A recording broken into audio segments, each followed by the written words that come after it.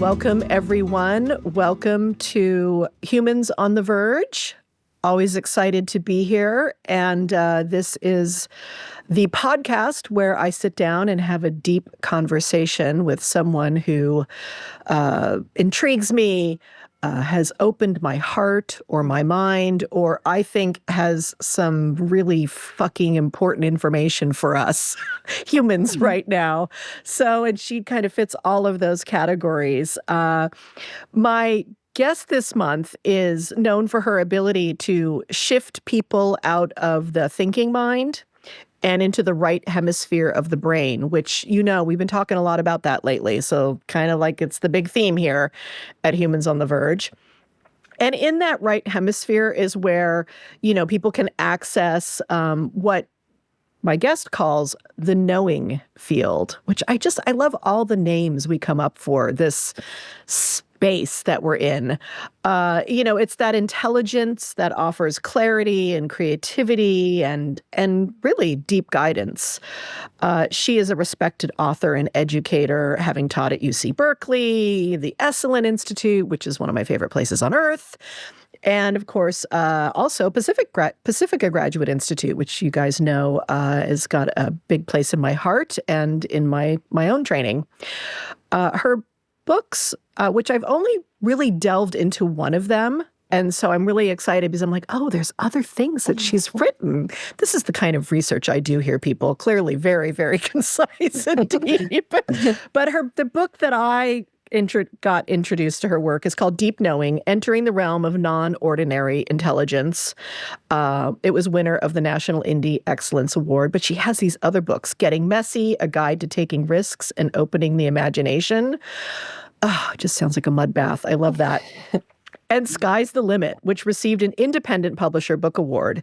She holds a Ph.D. from the University of Chicago, where she was mentored by and has collaborated with, and I'm going to say his name right, Mihaly Csikszentmihalyi. And that's because the internet taught me how to pronounce it. And she'll tell me if it's good enough or not. And of course, he was the author of Flow, which I will say more about in a minute. Her work opens up portals of transformation through metaphoric images, helping people tap into a sacred source of wisdom beyond words. Welcome, Dr. Kim Hermanson. It's so great to have you here. Oh, thank you. Lovely. Yeah, I was wondering whether I was pronouncing his name right because I've been pronouncing it one way for like 40 years. And it's a little slightly different from how the internet said. So I'm guessing you've got more of an in on the pronunciation because you used to hang out with the guy. So, everyone calls him Mike, so that makes it easy. Let's just call him Mike today forevermore. You know, Mike, the flow guy. Mike the flow guy. So, I just wanted to say a little bit about my own encounter with you, Kim. I was at Pacifica Graduate Institute in 2023, probably for a dream tending session, and your book was in the bookstore or the little bookstore there, and I saw that your mentor was Mihaly, and I had read his book in the 90s, whenever it came out, sometime in the 90s. And it was one of those books that was like, oh, I'm not crazy. Mm-hmm. There's this thing that I know exists because I certainly have seen other people be in it, my father being one of them. And the feeling that one gets like in a theater when you're in a flow state with a collective in a concert or something like that. And then, of course, my own flow states being a photographer, being a horseback rider. Like I knew this thing had existed. And of course, I'd studied all the new age stuff and, you know, all that, trying to figure out what the hell is all of this mean. And it was one of those books, though, that was coming from a mind that was clearly studying it from this cognitive science perspective and was trying to name it and trying to understand it from this other side of my brain, which is a really important side of my brain, which is this rational brain that wants to categorize things and understand them from that perspective. And so it was just this beautiful first bridge for me around that. And so the first thing I did was, pick up your book, and you always read the bio of the person. And I'm like, oh, she studied with this person. Huh.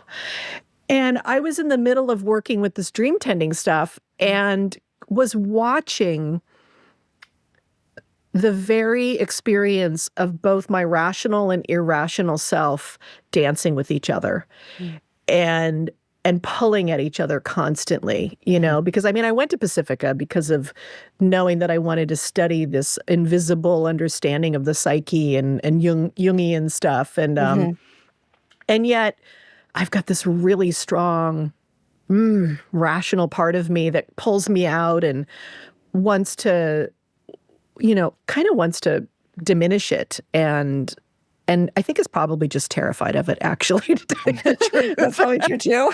Yeah, exactly. And so it was just this thing that when I picked up your book, I immediately intuited that I was like, oh, this is a sister. And it's a sister who's a few steps ahead of me, or many steps ahead of me, because I could see in this thing that you had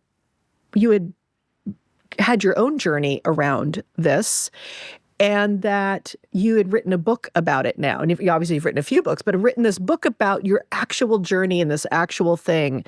And I know the longing in me is to do that also, to talk to people about my own wrestling with all of this. And so it was like, oh, it's that thing when you find breadcrumbs on the trail and you're like, oh, good, someone's been here and they've left some breadcrumbs. So, and then I got to work with you a little bit, and I've gone to some of your groups and we've done some one-on-ones, and it was just so powerful and so interesting to see how you do this work versus other ways and other teachers that I've studied with, obviously, over the decades. So I think what I'd like to start with is a little bit about you, let my audience know who you are, and also how this came to fruition for you. How did you meet this part of our non-ordinary intelligence, and what that journey was like for you to go from someone who was not at all paying attention to that to someone who's now, decades later, deeply immersed in it. Yeah. Well, first of all, thank you for having me here and talking. I feel honored to be able to talk to you. Let's see. So I grew up in a family of very rational people, super Midwestern, very conservative family of scientists and engineers. So my background is actually in computer science. My first degree was in computer science. My first 2 degrees, I have a master's degree in artificial intelligence, believe it or not. Wow. From back in the 80s. Yeah. Before it became a thing. And I left there disillusioned, actually. I left the field disillusioned. I thought, there's no way in hell that, sorry to swear. There's please no swear way. all you want. Okay, good. We're on a good terrain then. There's no way in hell that a computer can mimic the genius of human, and especially human creativity. There's no way. And so I left the field of artificial intelligence, and actually, I was still working in the field, and then I was in a terrible head-on collision on the highway, and I broke my back. I probably told this story before. You probably heard it. I broke T12 on my back, and I displaced my spinal cord by 40 degrees, and I was paralyzed from the waist down, and airlifted to the Mayo Clinic, and they gave me less than 5% chance of walking again. And I do believe it was kind of one of those pivotal things, like you're on the wrong path. You need to be in a completely different, like tread marks on a field. You're in the wrong tread mark here. You need to be in a different, whole different arena, a whole different path. So it just, one of those things that completely changes your whole world. To have something like, I'm in the hospital for months. And so I had a lot of time to think, and I just realized, what I really want to do is study how humans learn, because if I could understand how humans learn, I would understand how the world can change and how change happens, how social change can happen. So that's when I left the field, but I was disillusioned anyway, wondering where I was going. You were looking for a doorway out, for probably. A doorway. Yeah. Yeah, so that happened, had a lot of time to think. It's like, okay, let me go apply. I applied to two different schools, and I got in at the University of Chicago into the education department. And I'm surrounded by people who are studying schooling, and I'm not interested in schooling at all. So it was boring. Not interested in how we learn in school. I'm interested in how the world changes. I was reading a lot of like political science literature, social change literature, just all that stuff was really fascinating to me. And then my father died unexpectedly at the age of 57 while I was in graduate school. So again, another shocking experience. And so, at that time, I also was, but I was in the education department surrounded by people studying schooling, and I was, doing boring research, literally, and it was boring. It was just boring and dry and dead. If we want to know how the world can change, we follow what's alive, right?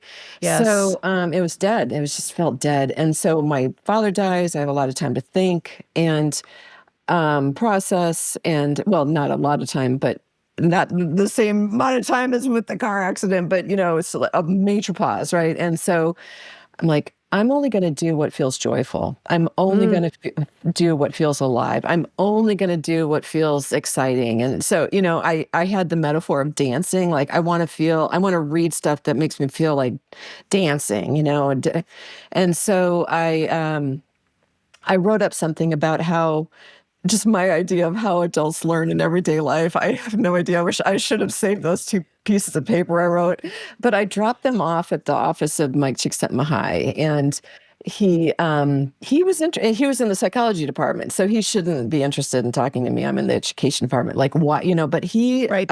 And silos, academic silos, do not speak. No. I mean, this is part of the problem with the world is like no one's talking to each other in academia. Like, so yeah, it's like such a risky, crazy idea. Yeah, it's a crazy thing to, and yeah. So the one thing I will say about Mike Csikszentmihalyi is that he was really invested in his students. Like he was really into mentoring. He really gave me a lot of time and attention, and he didn't need to at all. So anyway, he read the 2 pages I wrote and was interested in talking to me. And then shortly after that, he asked me to co-author an article with him, and I started, working on my dissertation with him and things like that. So so can I just so curious at that moment, here you are, you've kind of you're following your intuition. I mean, you've had 2 major life-changing events where you've paused, and you said, the first one, you had a lot of time to reflect. You were literally on your back. And given 5% chance of walking, and yet that you walked into that 5%. You are a person who walks, who healed. Was there anything during that time that you trusted in the process, that you that breadcrumb that you followed in that moment around that? Yeah, that's a really good question. And I kind of like blew through that story really fast. So yes, listeners, I can walk. Yeah, I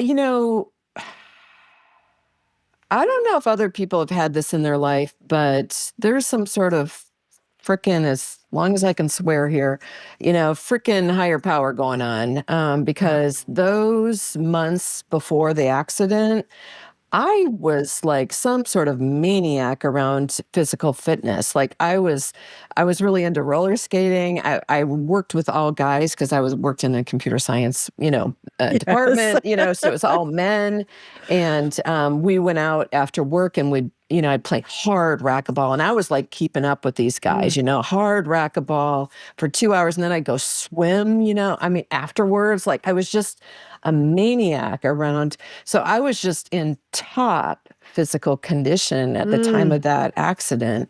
So it felt like something was preparing me. And it also felt like there was a reason I was going to be able to walk again. Like I had some sort of, life path that didn't involve a wheelchair. Right. Interesting. And so, yeah.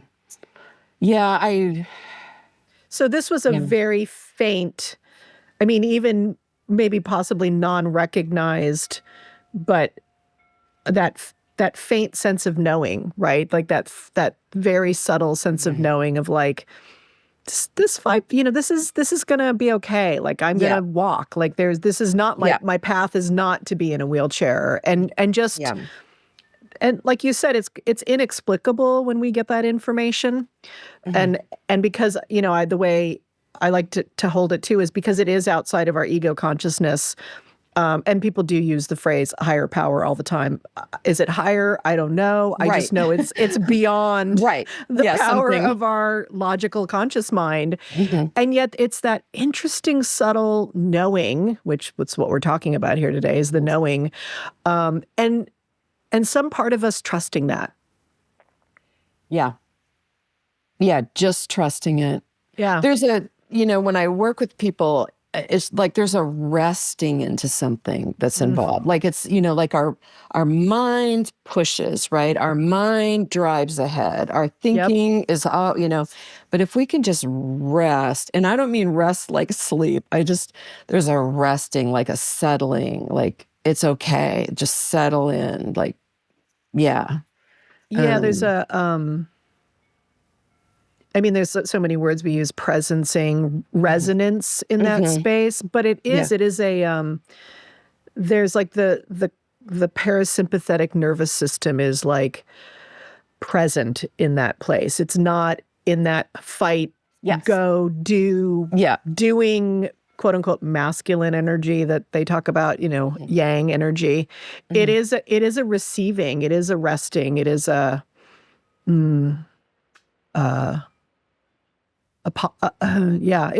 it's a quiet knowing. Yeah, and like the word that came to me when you were paused there for a moment was like an allowing, or like allowing something else. Yeah. Oh, I like that. Yeah. Yeah, because the thing that wants to come in, we can't put our finger on. We can't name it yet. Right. We can't see it. We don't know the shape of it. Right. Which goes so much into what how you talk to this space is so interesting. So that we just have to like allow it. Like, okay, more information is coming is the way I always feel about it. It's like, I love that. I love that phrase. That's good. Yeah. Yeah. It's like, okay, I don't know. Something's here. I can't see, foggy. Yeah. But more information for sure is coming about this. Yeah. Yeah. Yeah, I love that. Yeah, another thing that shows up a lot, and I kind of sidetracked from where I was at with all that, but we'll get back on that road when we need to. Yeah, that treadway or whatever. But one of the things that shows up when I work with people is, well, first of all, like a non-cognitive. Like sometimes people literally get the quality of non-cognitive, like be in no mind right now. That is your task. That is your state of being. No mind, no story, no thought, just non-cognitive. And also what I see, and I use this a lot in my own life, is if I want to create something, I need to understand that it's not me creating, right? That and so I'm asking for something, but it's not of me. And so I see that as a drawing of a circle, but the circle is way beyond me. And I think creatives can really understand what you're talking about, people who actively are creatives in their daily life, because it is this is where the creative block comes from, I believe, is that the block is that the thinking mind wants to come in and control it, or it's imposing on the process in some way, when really the creative act is this opening up and kind of waiting to see what walks in. Yes. Sometimes it hits us over the head and drags us and we can't help ourselves and we have to paint the blue canvas no matter what, and other times then we get into our head too much about what it needs to be, who am I, like all the identity stuff comes in. But when you're in full creative process and just, you're finger painting in kindergarten is what you're doing. You're just yellow, now orange, pink, whatever it is. Oh, this is a duck. And, and it's just, you're in it. And Yeah, so that no mind, or big mind, we call it in the Zen world too, right? But it is that non-thinking mind, Yeah. and non-searching, non-seeking mind even. Yeah, I mean, I feel like that's why creative people, and I've worked with creative people, and you have too, I'm sure. It's like they know this, right? They know this stuff because I worked with an artist, it's probably 15 years ago now, but it was just a workshop thing, but it's always stayed with me. And she was so upset and she was so frustrated. And she said, I am stuck. I am blocked. I don't know where I'm going. And then the image, I don't like nothing, and she was so committed to the fact that she was stuck. And the image that showed up was a river, and she was the river. And it's like, she's flowing. She doesn't know where she's going, but she's flowing. It's just like, oh, I'm not stuck. Things are actually happening. But her mind was just so like, I am stuck because I don't know what I'm doing. And so anyway, but creatives know this stuff. So anyway, go ahead. Yeah. Mm-hmm. Yeah. So trusting, so we were talking, we got off that we exited for a minute. Yeah. Trusting that subtle something when you were laying in bed, paralyzed, and then the death of a parent happens, which for me, both my parents died. My mother died when she was 57. And I know what that was like. I know how big of a change that was in my life, having one's first parent die. And at such a ridiculously young age in modern times. At such a young age. Yeah. I mean, they've got, at least 20 years ahead of them, possibly 30, 40, depending on, all of that. But, and there it was again for you, a moment of reset. Yeah. On the verge, that's how I talk about this. It's like something comes in, sometimes it's an external thing, like these moments happen. And this really figuring out like again, getting a chance to pause. Yeah. I think those huge life events are, this is the one thing I read in the adult literature when I was at the University of Chicago that was somewhat interesting to me was this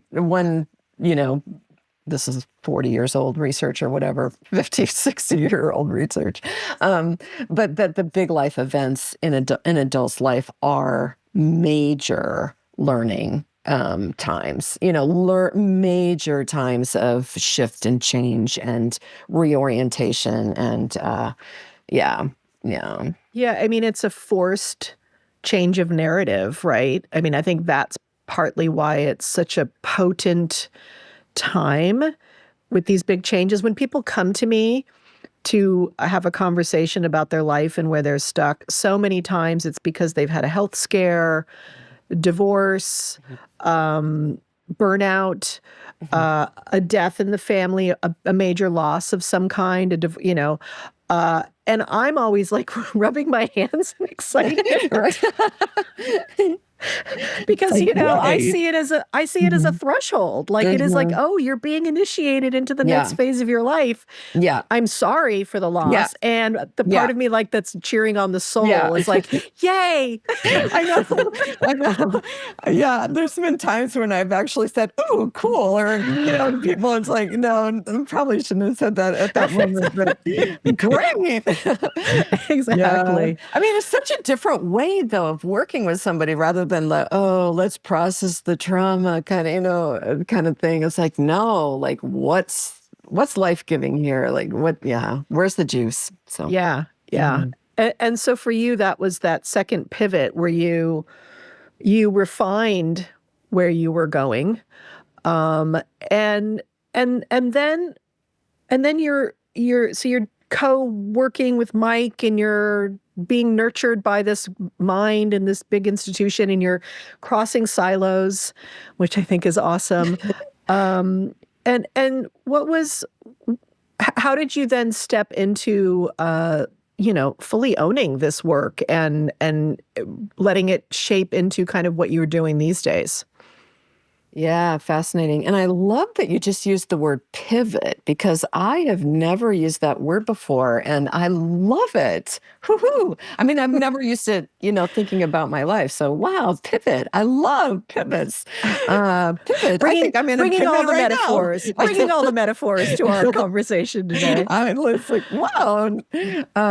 Let's see. So, yeah, I was really into learning. This is honest truth. My dissertation was pretty boring to me. I was just trying to get the Through damn it. degree. Yeah. Yeah.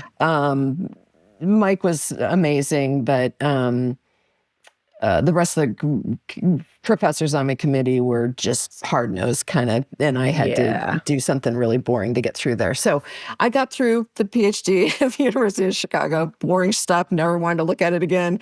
And then I was going to try to look up my dissertation. I know now. I'm like, okay, what was it? Really boring. Okay, really boring, man. And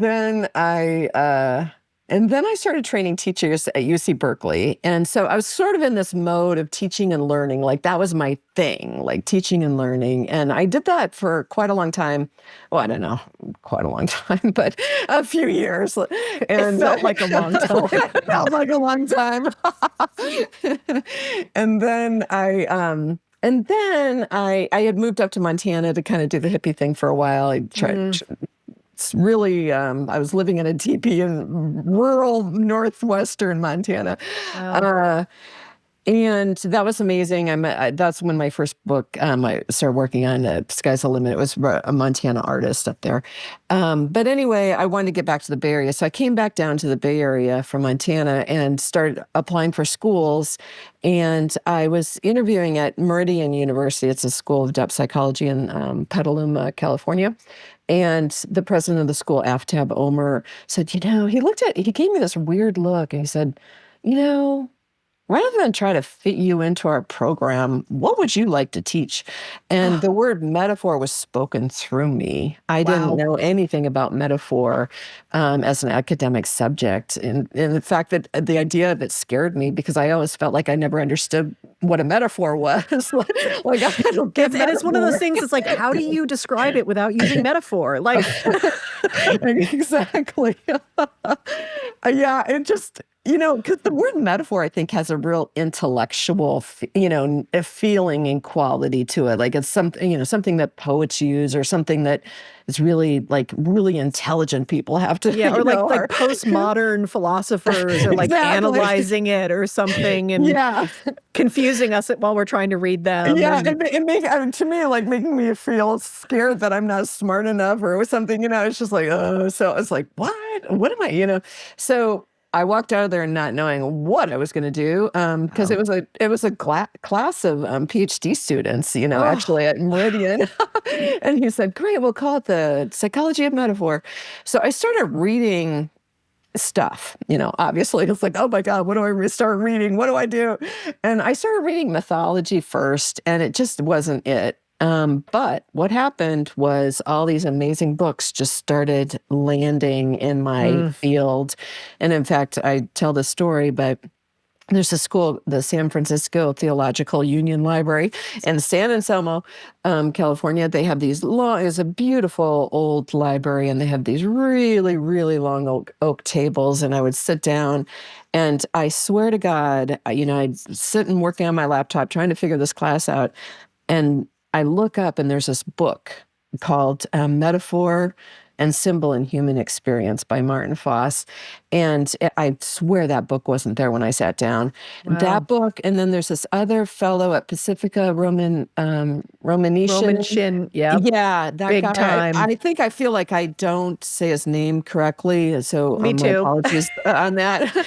But he had written some really cool stuff. Yes. One article in particular, and just, again, in this kind of dusty book that's out of print, from like 40 years ago or whatever, but it was about how, he just writes good stuff. He writes about reverie a lot, which was my kind of portal into him, was his writing around reverie, because we had to read it at Pacifica to get my master's in counseling psychology there. Yes. And he kind of always felt a little out of my thinking. Like I didn't quite know what he was saying because he's super, super smart. And very poetic. And too, very poetic. Very poetic. But you almost can't read it with the thinking mind. You almost do have to approach it through reverie in some ways, because he is tapping into the very thing that he is talking about as he's writing it. He's very meta in that way, I think. Yeah. Yeah, I was at Pacifica one time and he was walking by and I ran up and I was like, I really love your work, and just kind of like the eager student. Fangirl. I'm your fan club. But yeah, his work and another amazing person who's written really cool stuff about metaphor is Gregory Bateson, actually. Him. Wow. Yep. And, honestly, the brilliant minds of our era know how powerful metaphor is. Another person is who's Eckhart Tolle. Like he has mentioned a metaphor. This fellow over at the UK, he's written a lot of books now.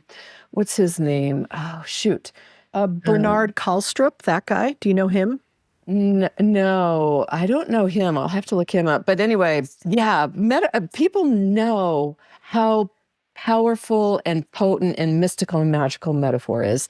But it's like these threads, that have they're out there, and they haven't been woven together yet or something. Go ahead. Yeah, and I think that James Hillman, is someone who also, that's what he did for Jungian psychology, is he's tried to pull us away from concretizing everything.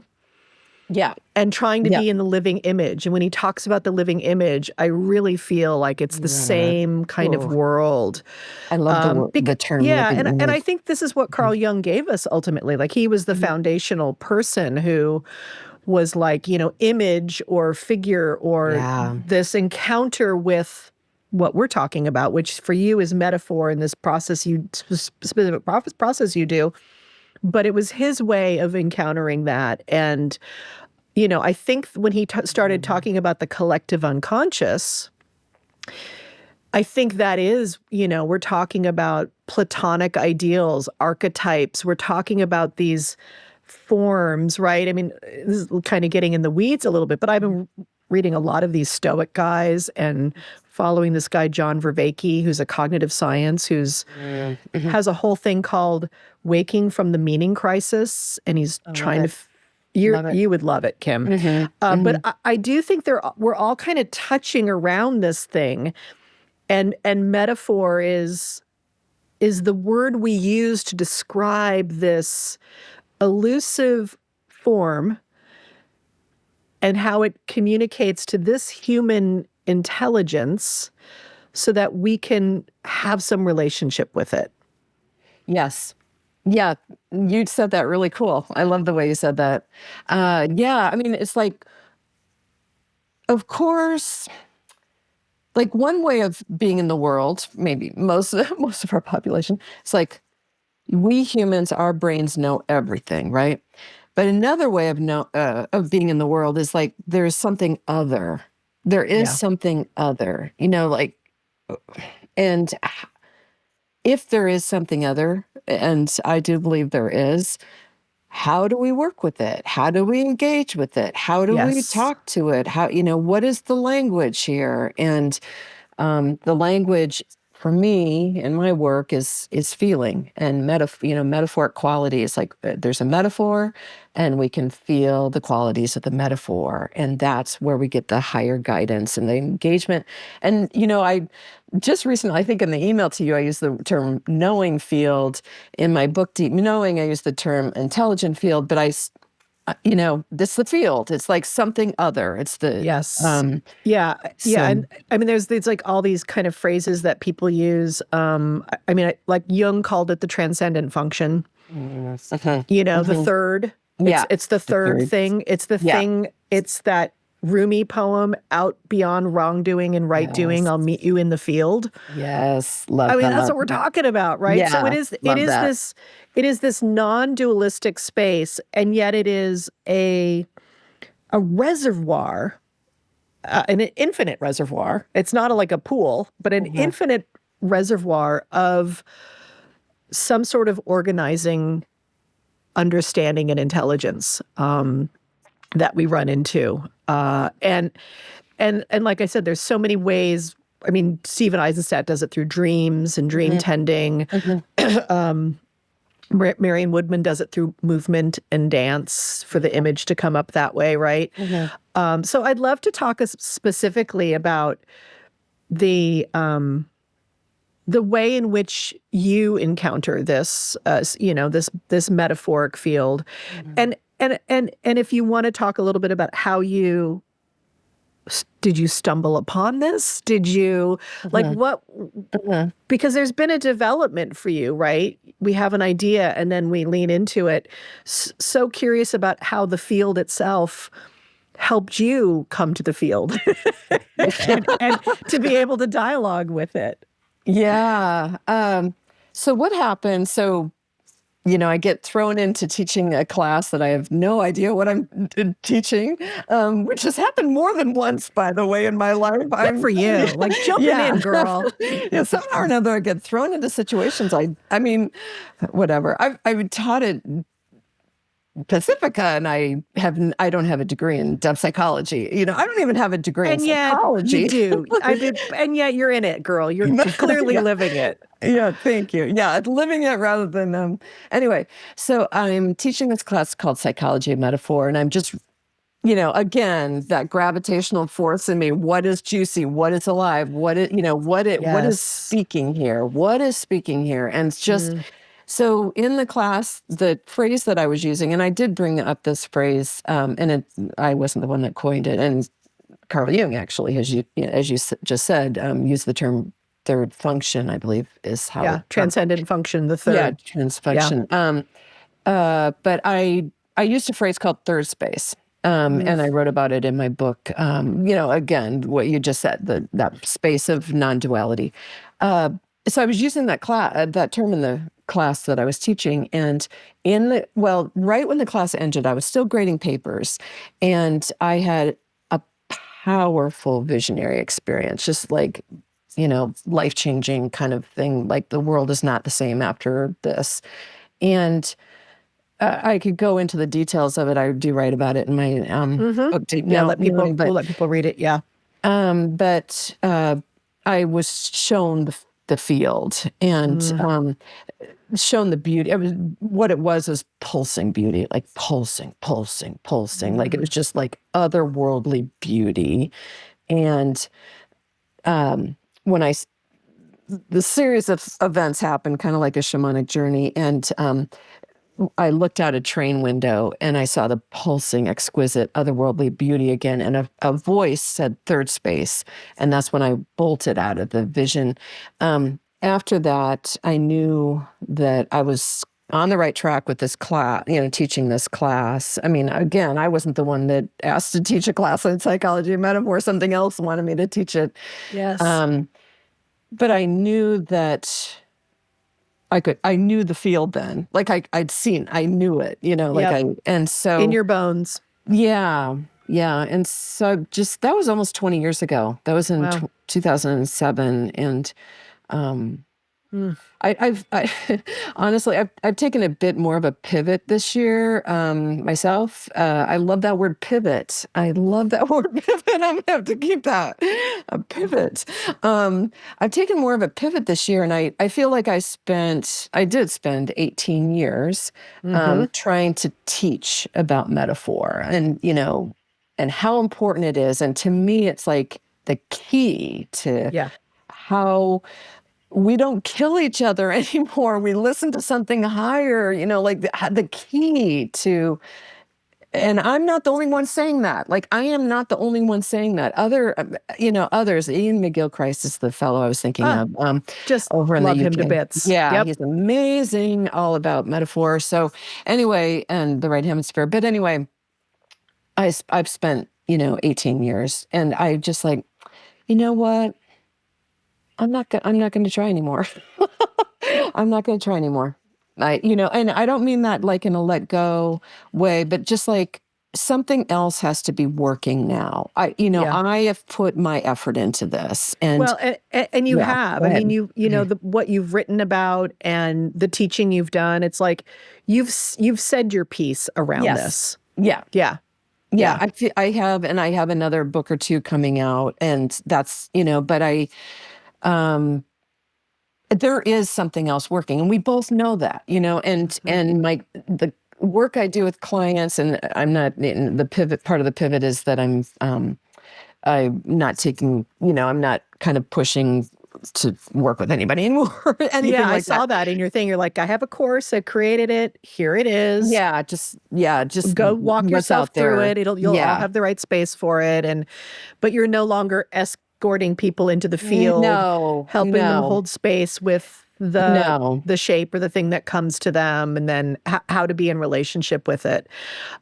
So you're at another threshold, it sounds like, if you're pivoting. Really huge threshold this year. Yeah, I'm creating like a sanctuary space, and I just sort of want, this is going to sound really dark, but I'm, entering my mid-60s now, and I really am looking at what, how much time I have left, but Yes, also Kim. how I want to spend the remaining, energetic years that I have. And Yes. and how, and I want to be immersed in my creative, self. And there's a resting and a settling that's happened this year that is like not trying anymore. Like, oh my God, Kim, you are my older sister, because this is the exact conversation I've been having with myself for the last 3 years. But really, this year, I too, turning 62 in a month, looking at my 60s, had to look at my coaching business and say, I don't have the energy to scale this thing up, or whatever the fucking term is that people use. And I've been saying to people, I want to be an artist first. And I love conversation. I mean, I love doing podcasting. I love having these conversations. This is my way of doing the work around bringing all of this to the public in a way that's not, Gwyneth Paltrow goop. That world is that world, and I'm sure some people who listen to this podcast might listen to her too, but there's kind of a way that world is. I really want to be more grounded in some things and talk about it in a more grounded way. But I too, Kim, really, really get that in your 60s, you're like, I'm not fucking, I'm certainly not 20. I'm not even 40. I'm not even 50 anymore. There's an energy. There's, and that goddamn word crone that they talk about, it's like, oh, whatever. And it's like, oh, now I get it. I just want to sit in my sanctuary and be the crone. Come by, have some tea. Right. We'll have a nice conversation. And it's like, here's my books, here's my courses. Go forth, Yeah. And now I just want to go in the field and fucking commune with this thing. 100% I get it. And I can so fucking resonate with what you're talking about. I love it. Absolutely love it. Yeah, it's kind of, when you said that thing about the scaling, that, oh my God, no. Just go on Instagram for 20 seconds and you will want to leave your body. I know. It's just like, no, give me something real. Give me something simple. Give me something beautiful. Give me something that it feels nourishing, nourishing to my soul and to my soul. I've been working for a long time. I'm ready to be nourished, and just a real shift. Yeah. The one thing you were saying before, going back to metaphor again, or the other, whatever, we were talking about is, and this is why feeling is so important, is that, and this came up in the book by Martin Foss, Symbol and Metaphor and Human Experience, that he believes metaphor is basically like God, and it's the creative process. And this is why, you could think of the other as like this creative soup. and that we can't understand the creative soup, but we can feel it. We can be in it. We can, and so that's why like the connection between feeling in our body and this non-cognitive space is so important, because that other wisdom is, we feel it. Yeah, we feel Yeah, it. it's, as nature does. Nature has levels of cognition for whatever organization that however organized they are. There is a sense of cognition, which is kind of about when this happens, then this happens, and how to make sense of your environment and all of that, right? So it's a very survival-based cognition. And yet there's this other thing too that, and this is why I think why nature is such a powerful portal. And I think of Thich Nhat Hanh, who used nature metaphors to teach everything about Buddhism. This is why he was so successful in the West, is because he could translate all of that into powerful nature metaphor that we just know, we understand, because not only do we relate to it, but we are it.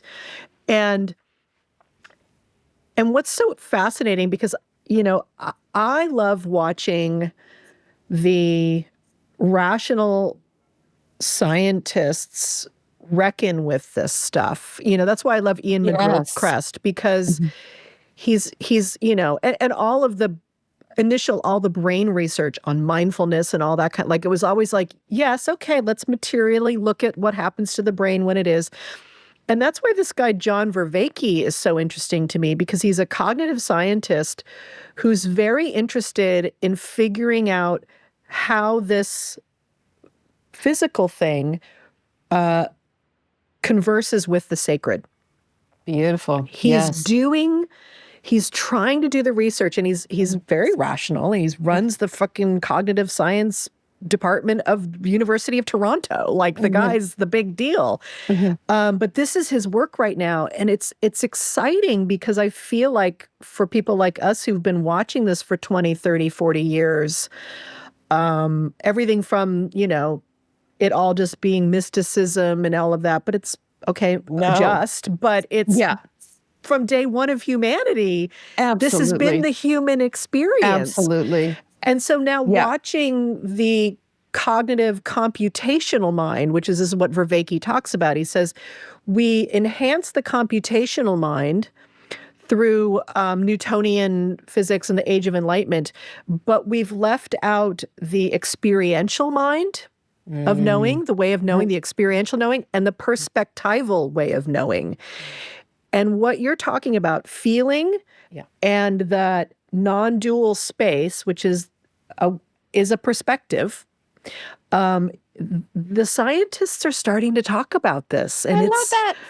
It's exciting. It's very exciting. Yeah, it's very exciting, and it's very needed, because otherwise, I think there's a reason why I got a Ph.D. at the University of Chicago, which is a respected school, because otherwise, the work needs to be respected, right? I mean, I'm not a floozy or whatever the word, woo-woo or whatever it might be. Right. It's like, no, we actually have a right hemisphere.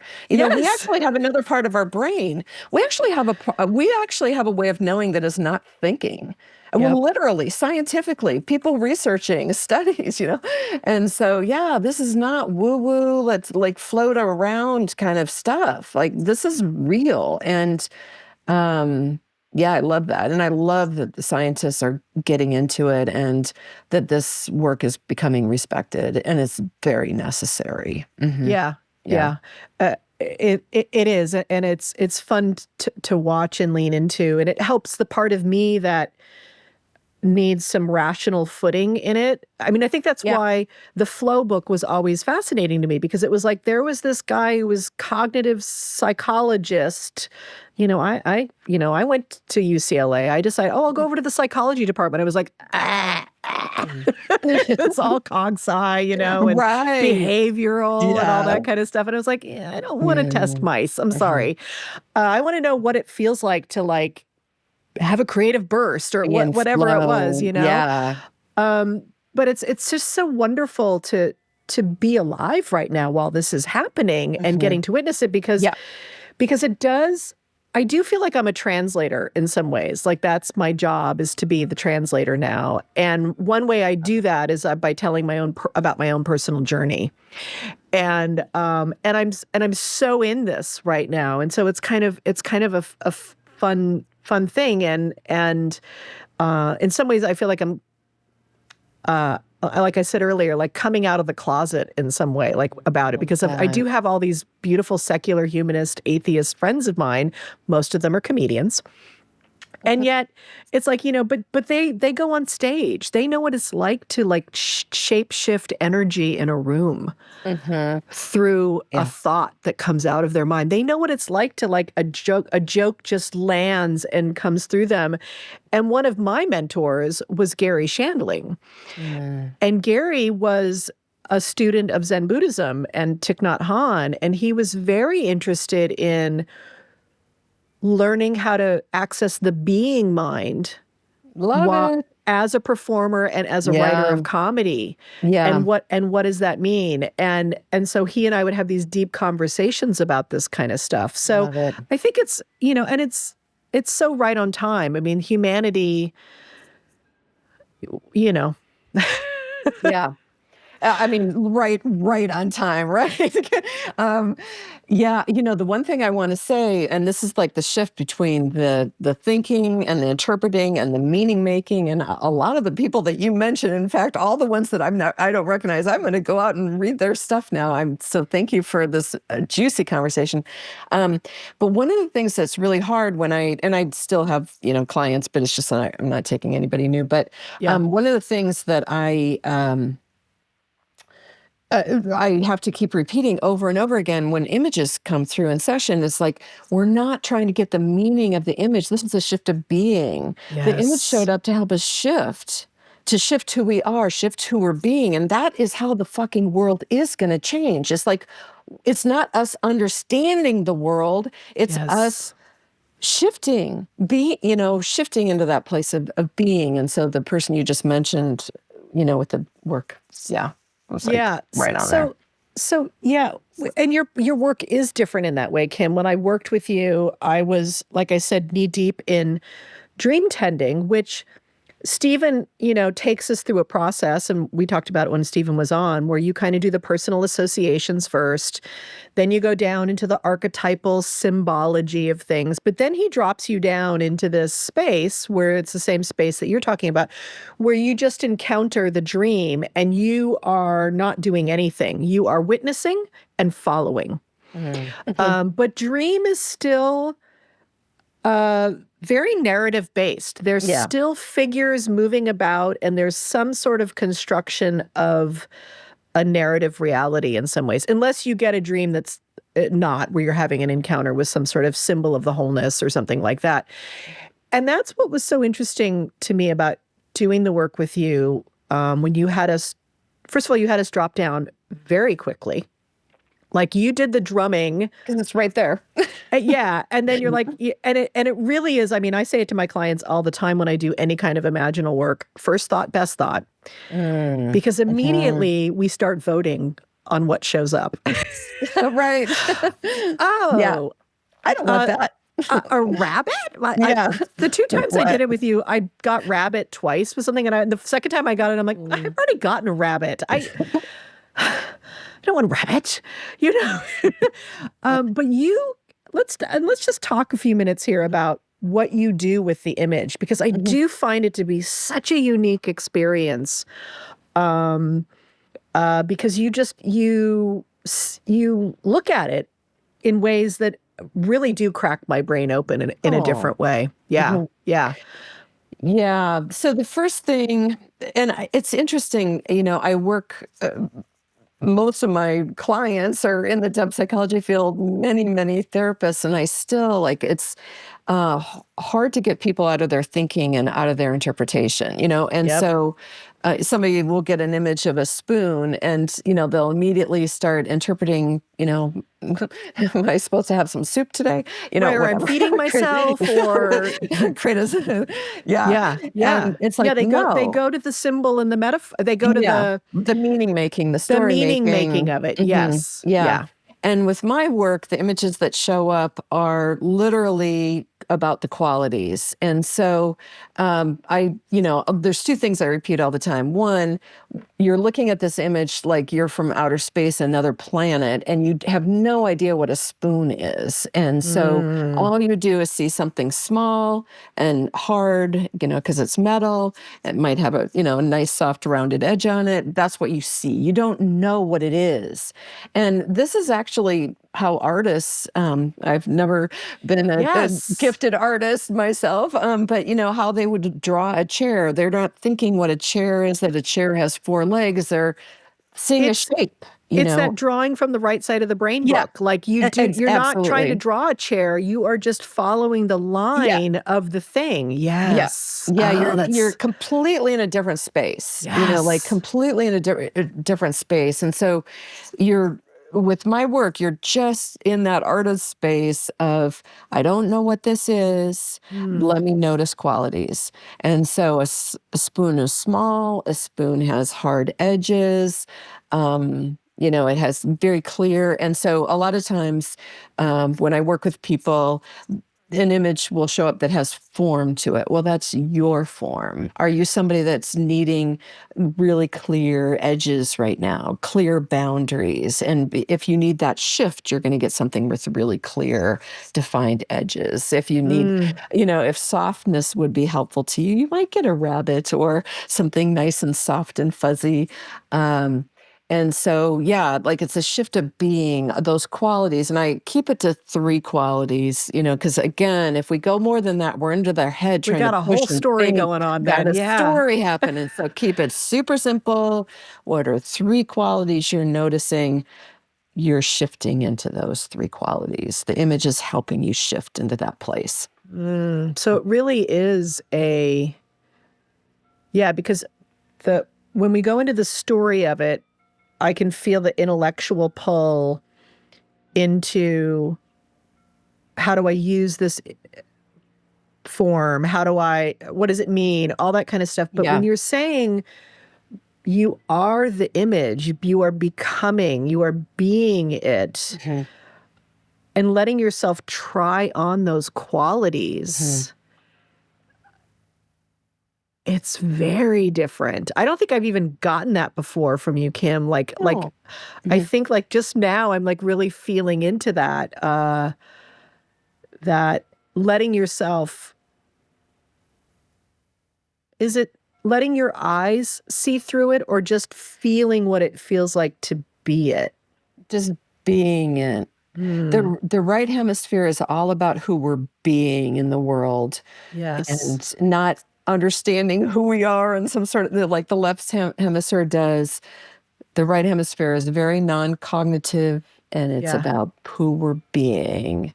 And so it's, and what shows up for people is going to be different from how they normally are, because otherwise you wouldn't need it, right? You wouldn't get that quality because you already have some, and so it's a shift that's needed, like, okay, shift. And I keep mentioning, it's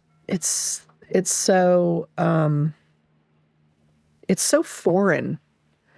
It's so foreign to us. It's because even when we have moments like this or visionary stuff, and I can help clients get there too. I walk them through voice dialogue into the non-seeking, non-thinking mind space, and it's just resonant being. It's white space. There's no boundaries. There's no voting on good or bad. There's no right or wrong in this space even. But then adding this form to it and letting yourself just be that. And immediately your brain's going, well, okay, then well, what do I do with this? Yeah. And how's it going to change me? And is this going to solve my problem? Like, it's so fascinating how quickly we need to know the other answers to all of this. Yeah. Yeah. Yeah. I mean, that's another challenge that I've encountered for 18 years is like, this work can be so easily dismissed because of that, right? Because it's like, it doesn't feel substantive, and I am just like, it feels ultimately so impractical. Like it's like we want something practical to happen because, well, that's how we're hardwired, is to survive through some sort of practicality. And yet this other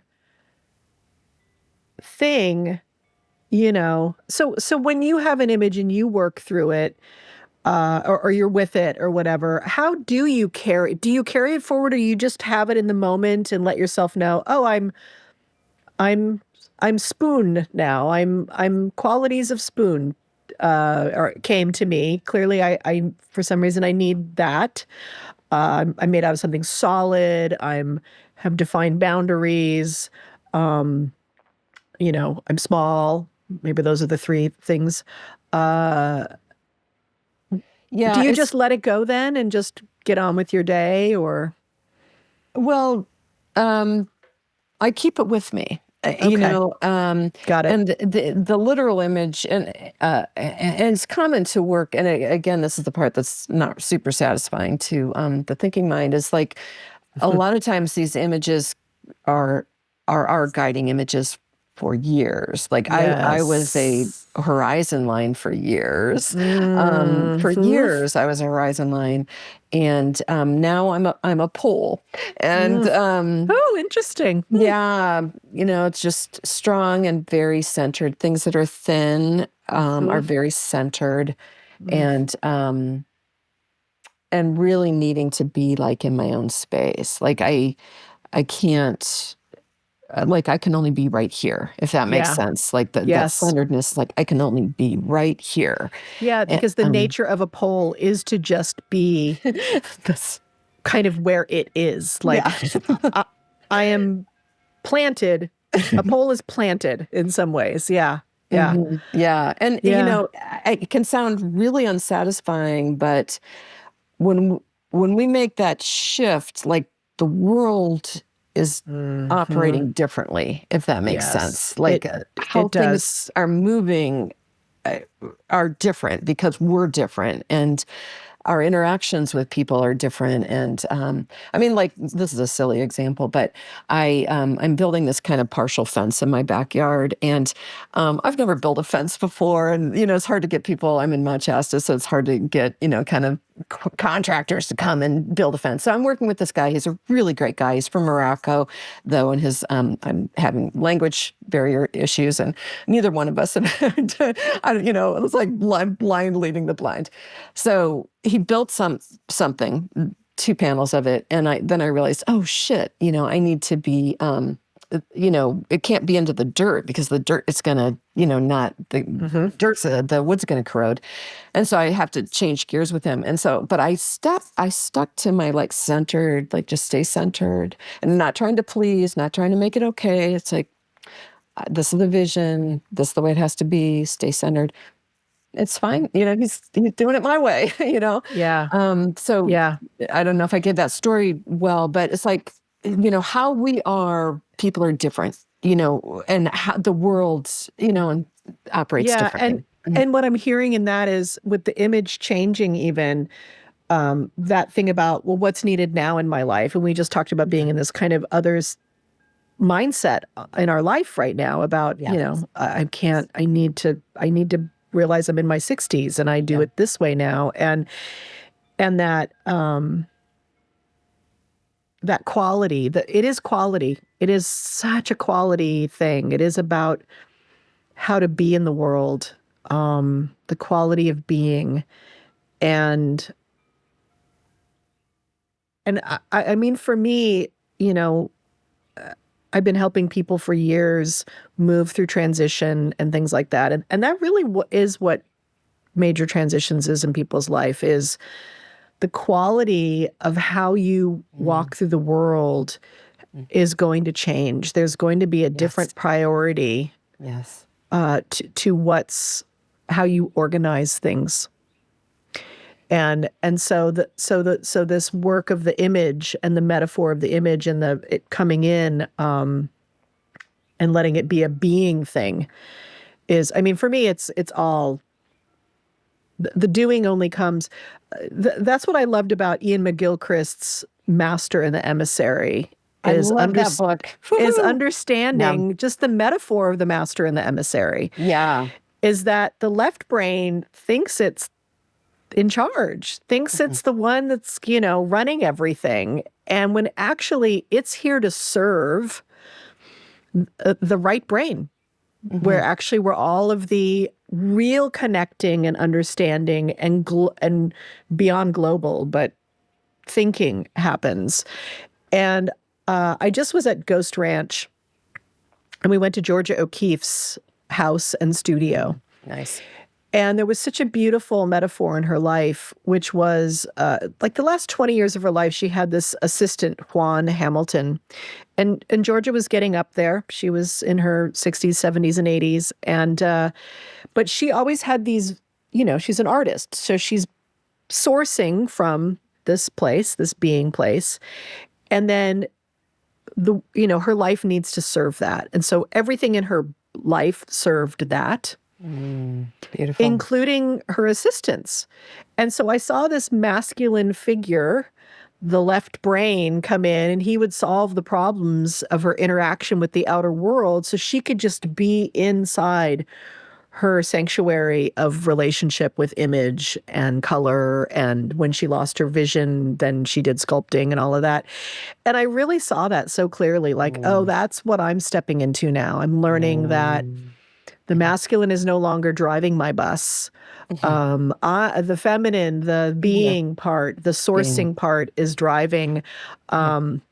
And that I will, that the masculine will, and driving the bus is probably not even the metaphor for me anymore. It's like, because I don't, there's nowhere to go. There's just, it's just an endless saying yes to whatever shows up now. So yeah. Kim, I know you need, I don't want to keep you too long. You and I will talk forever because this is what we do.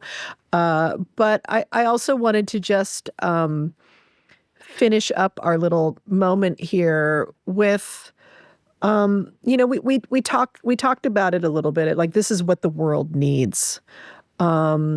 And we're in such a time of disintegration.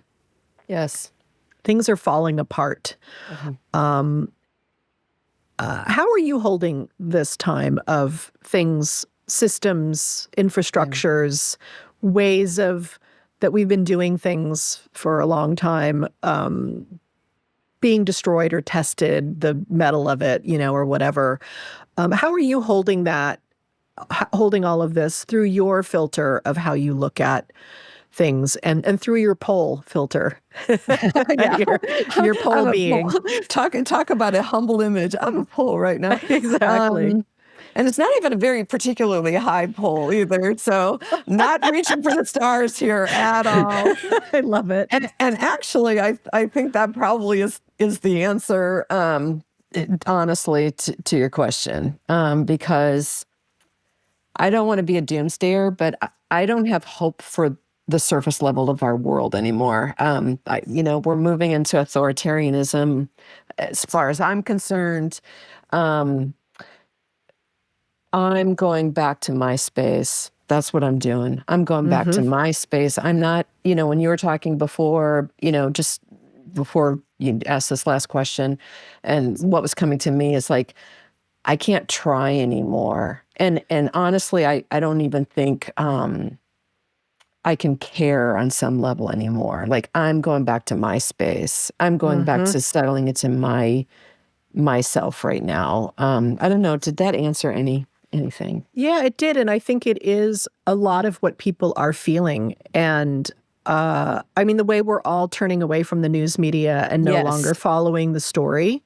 Yes, because it's like it brings you into the right. the clash, the fight. Go ahead. It does. And I think and even though it is retreating, on some level, there are some of us who feel like we are retreating. I think that is, I don't know, but my subtle knowing place that feels into all of this really believes that those of us who are retreating to the center. Yes. And I don't mean political center. I mean that pole center, that some sort of very, very deep grounded center that ultimately does hold the universes together. Like if you think of what these spinning, I mean, we're all spinning in some sort of cyclical thing.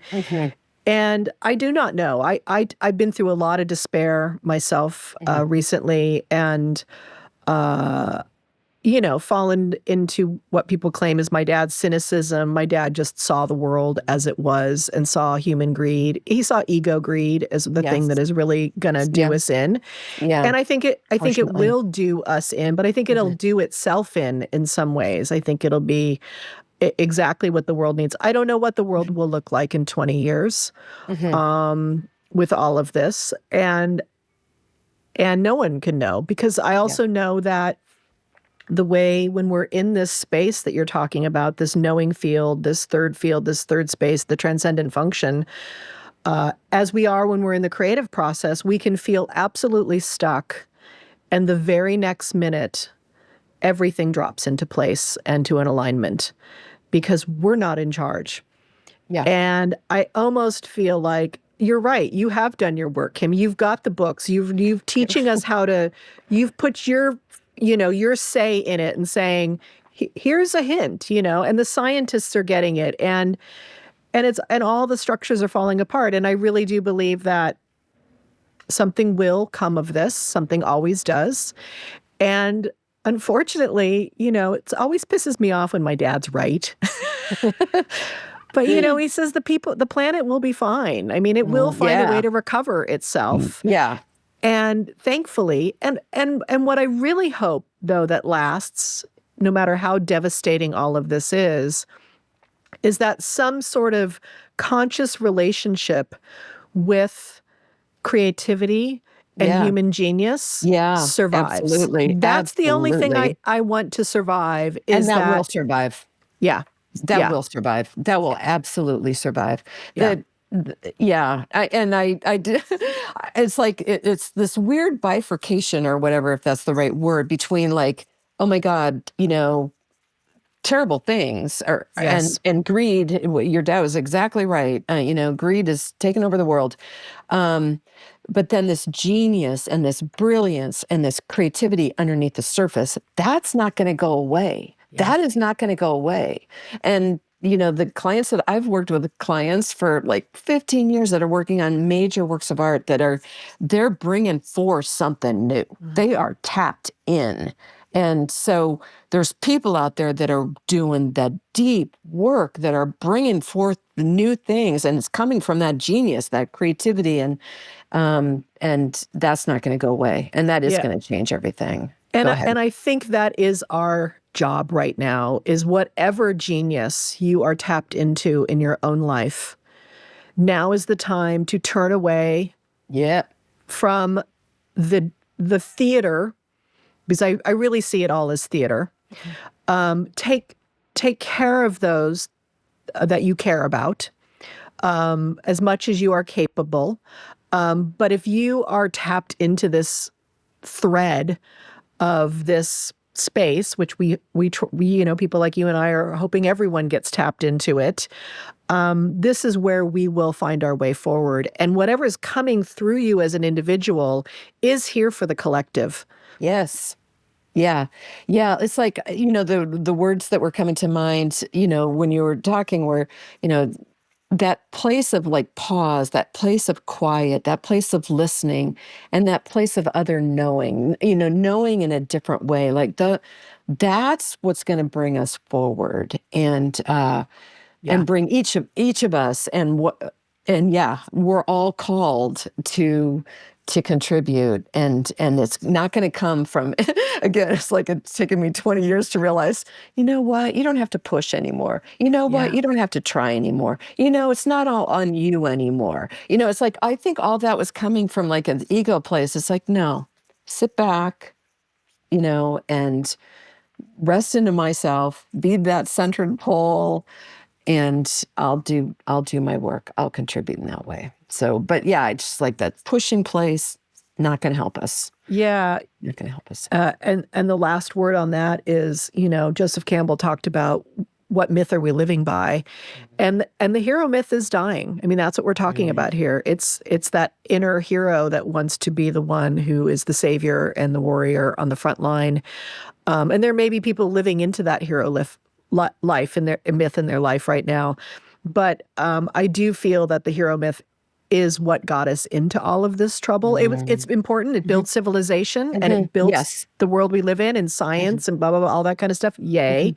And it really is now the time of the non-hero or the non-ordinary intelligence or the feminine or whatever, the being part of it. So, and yes, we've been talking about that for 100 years, basically through, and longer, I mean, mystics and all of that too. But it really is, we're in it right now. So, yeah. Yeah, So, I love that you just said that. Yeah. And who knows? I mean, who the fuck knows anything these days, people? We don't know anything. We don't. And so that's the thing. The non-knowing space. The other knowing, non-knowing space. Kim, thank you so much for taking time with us today and bringing your really rich, juicy perspective on encountering this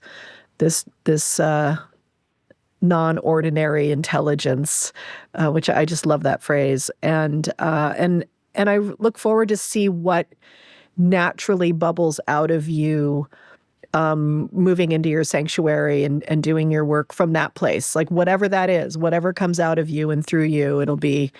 I have no doubt it'll be juicy and beautiful.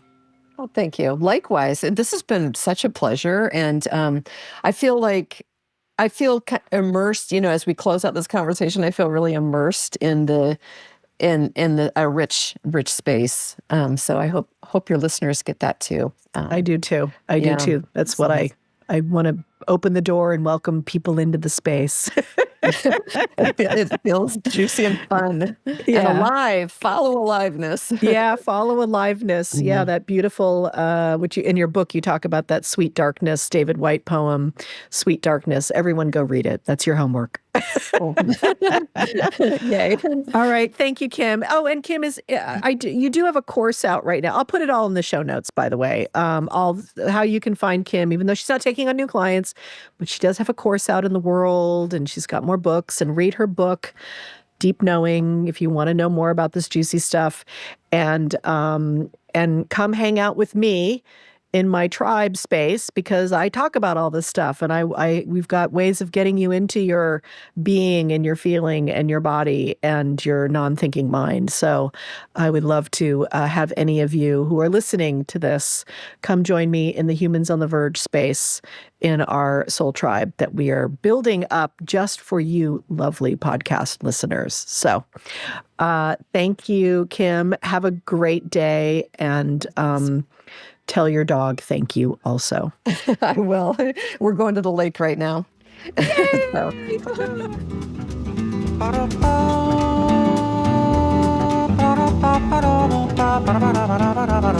Yay!